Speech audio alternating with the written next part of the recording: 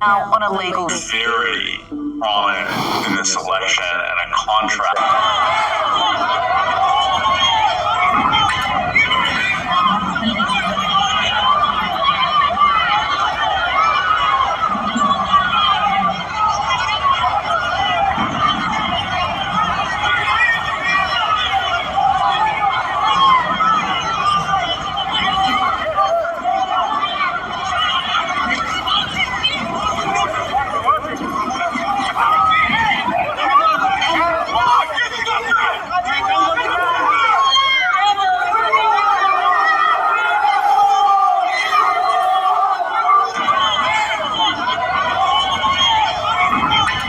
Images emerged while President Joe Biden was in Texas, not to visit the border, but to raise money for his re-election campaign.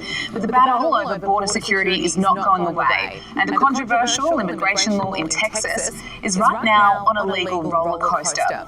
For a few hours this week, the law known as SB 4, which gives state officials the power to detain and deport migrants who are entering or living in the United States illegally, that law was in effect, and then it wasn't.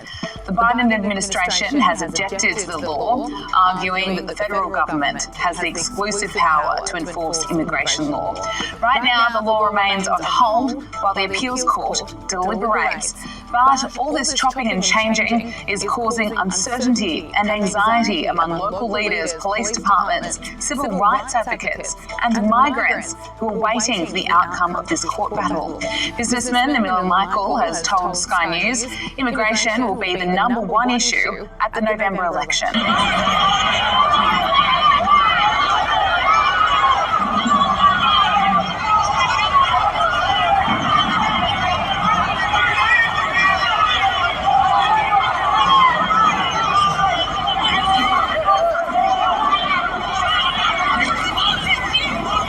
That footage shows just how out of control the situation at the US southern border has become. What you just watched was the moment a National Guard became overrun by migrants who were fighting to get across the border in El Paso, Texas. Now, reporters on the ground have shared more vision of the chaos that's unfolding.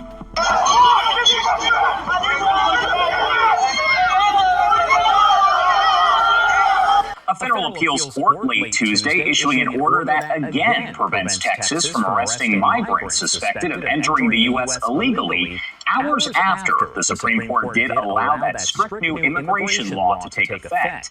Now, we did hear from Nate Foy with Fox News just a bit earlier as he did fill in kind of the details of where everything stands, but I do want to bring in Texas State Senator Paul Bettencourt, a Republican who helped to co-author Senate Bill 4, joining us now live. Thank you so much for taking the time to be here with us today. Thomas, you legally immigrated to America. Well done. During the COVID pandemic, you have a green card. So how does it make you feel seeing people come through the borders illegally, just kind of en masse like that? Well, it's crazy. And also, of course, I'm sitting here thinking, would I have been in a better position if I'd just swum across the river? It sounds like I'd get credit cards and hotel rooms and all these gifts that all these cities seem to be giving away. But it is kind of crazy. And it really becomes a question of why. Why is it so wide open? And I thought that was a great point. It is not just Mexicans that are coming across. It is the whole world. And it also ties into why we are seeing the people that are coming across when Mexico say they won't take them back. It tells you exactly what sort of people are coming across. It's a lot of people that Mexico do not want back in their borders.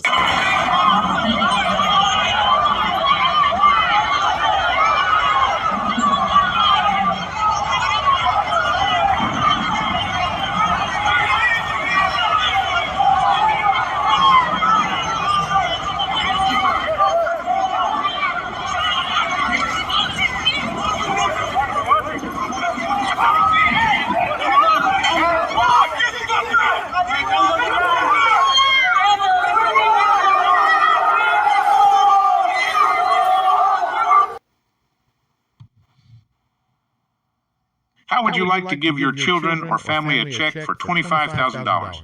If you did not get your $25,000, For sure. Well, first off, can you explain to me, for folks who have been following this and kind of getting some bits and pieces, I would say, can you explain what Senate Bill 4 really is and what it looks to accomplish? Well, what Senate Bill 4 is basically Texas stepping into the role of the federal government.